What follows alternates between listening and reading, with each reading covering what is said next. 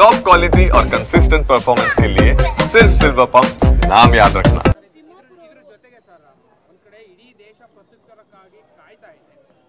ಕೆಲವೊಂದಷ್ಟು ರಾಜಕೀಯ ನಾಯಕರುಗಳು ರಾಜ್ಯದ ಒಳಗೆ ದೇಶದ ಒಳಗೆ ಕೊಡ್ತಾ ಇರುವಂತ ಹೇಳಿಕೆಗಳು ನಿಜಕ್ಕೂ ನಮ್ಮ ಒಳಗಿರುವಂತವರನ್ನ ಕುಗ್ಸುವಂತ ಕೆಲಸ, ಜೊತೆಗೆ ಆತ್ಮಸ್ಥೈರ್ಯವನ್ನು ತುಂಬಬೇಕಿದ್ದಂತವರೇ ಈ ರೀತಿ ಮಾತಾಡುವಂಥದ್ದು ಎಷ್ಟು ಮಟ್ಟಿಗೆ ಸರಿ ಅನ್ಸುತ್ತೆ? ಯಾಕಂದ್ರೆ ನಿನ್ನೆ ತಿಮ್ಮಾಪುರ ಅವರು ಮಾತಾಡ್ತಾ ಹೇಳ್ತಾರೆ, ಹಿಂದೂ ಅಂತ ನೋಡಿ ಅವರು ಶೂಟ್ ಮಾಡಿರುವಂತದ್ದೇ ಸುಳ್ಳು, ಇದನ್ನ ಸುಮ್ಮನೆ ಬಿಜೆಪಿಯವರು ಅಥವಾ ಬೇರೆ ಬೇರೆಯವರೆಲ್ಲ ಇದನ್ನ ಸುಳ್ಳು ಹೇಳ್ತಾ ಇರುವಂತದ್ದು ಅಂತ. ಹಾಗಾದ್ರೆ ಯಾಕೆ ಈ ರೀತಿ ಹೇಳಿಕೆಗಳು ಅಂತ ನೋಡಿದಂತ ಸುಳ್ಳ ಅಂತ ನೋಡಿ. ಕಾಂಗ್ರೆಸ್ನವರು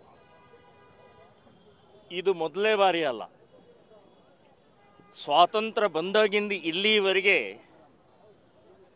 ಮುಸ್ಲಿಮ ತುಷ್ಟೀಕರಣ, ಮುಸ್ಲಿಮರ ಮತಗೋಸ್ಕರ ಹಪಾಪಿತನ ಮತ್ತು ಮುಸ್ಲಿಮರಿಗೆ ಕಾಂಗ್ರೆಸ್ ಪಕ್ಷ ಇದೆ ಅಂತನ್ನೋ ಹಾಗೆ ಬಿಂಬಿಸ್ತಾ ಇರುವಂತಹದ್ದು 47ರಿಂದ ಇಲ್ಲಿವರೆಗೆ ನಡೀತಾನೆ ಬಂದಿದೆ. ಈ ನೀತಿಗೆಟ್ಟ, ನಾಚಿಕೆಗೆಟ್ಟ, ಹೃದಯ ಇಲ್ಲದಂಥ ಕಾಂಗ್ರೆಸ್ಸಿನ ನಾಯಕರಿಗೆ ನಾನು ಹೇಳ್ತಾ ಇದ್ದೀನಿ, ನಿಮಗೆ ಆ ಸತ್ತಂಥ ಇವತ್ತು ಆ ಮನೆಗಳ ಸಂಬಂಧಪಟ್ಟಾಗ ಏನಾದರೂ ನೋವು ನಿಮಗೆ ಗೊತ್ತಿದೆಯಾ? ಕಣ್ಣೀರು ಸುರಿಸ್ತಾ ಇದ್ದಾರೆ ಅವರು.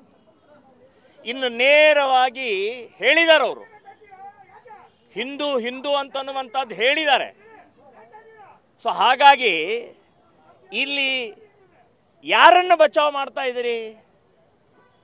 ಯಾರಿಗೋಸ್ಕರ ನಿಮ್ಮ ಹೇಳಿಕೆ? ಮುಸ್ಲಿಮರಿಗೋಸ್ಕರನಾ? ದೇಶದ ಸುರಕ್ಷತೆಯ ಬಗ್ಗೆ ನಿಮಗೆ ಕಾಳಜಿ ಇಲ್ವಾ? ಸೊ ನೀವು ಅದಕ್ಕೇನೆ ಗಾಂಧೀಜಿಯವರು ಕಾಂಗ್ರೆಸ್ ಅನ್ನ ವಿಸರ್ಜನೆ ಮಾಡಿ ಅಂತ ಹೇಳಿದ್ರು. ಈ ರೀತಿಯ ಕಾಂಗ್ರೆಸ್ ಅನ್ನ ದುರುಪಯೋಗ ತಗೊಳ್ತೀರಿ ನೀವು, ದೇಶದ್ರೋಹಿ ಕೆಲಸ ಮಾಡ್ತೀರಿ ನೀವು, ಮುಸ್ಲಿಮರ ತುಷ್ಟೀಕರಣ ಮಾಡ್ತೀರಿ ಅಂತೇಳಿ ಗಾಂಧೀಜಿಯವರಿಗೆ ಅವತ್ತೇ ಗೊತ್ತಿತ್ತು. ಹಾಗಾಗಿ ಗಾಂಧೀಜಿಯವರು ವಿಸರ್ಜನೆ ಮಾಡಿ ಅಂತನ್ನುವಂಥದ್ದು ಬಹಳ ಸ್ಪಷ್ಟವಾಗಿ ಹೇಳಿದ್ರು.